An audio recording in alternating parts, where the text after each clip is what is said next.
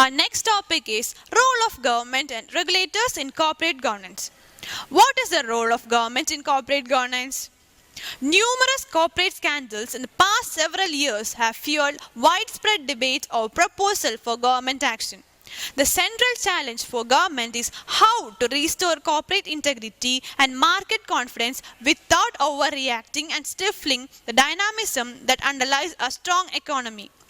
To examine this challenge, the Center for Business and Government's Regulatory Policy Program organized a conference in May 2004 on the role of government in corporate governance.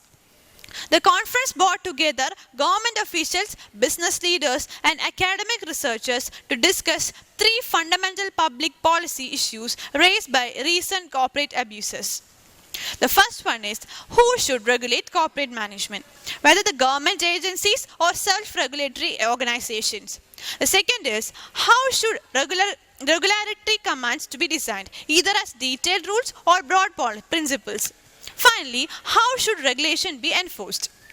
This report synthesizes the conference dialogue organized around these three questions and explores conditions under which different configuration of regulatory institutions, standards, and enforcement practices can further both corporate integrity and productivity.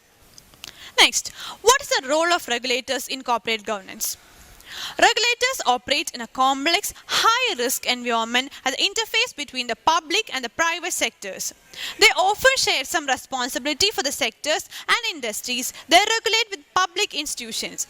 And yet, if the lights go out, tap water stop running, trains break down, or phones stop working, they are often held to account.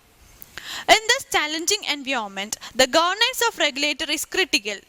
The role of regulator and how it coordinates with other public institutions, the power it is given, and how it is held accountable for exercising these powers are key elements of a governance architecture that needs to be carefully crafted and appropriately implemented if the regulator is to succeed in combining effective regulation with a high level of trust.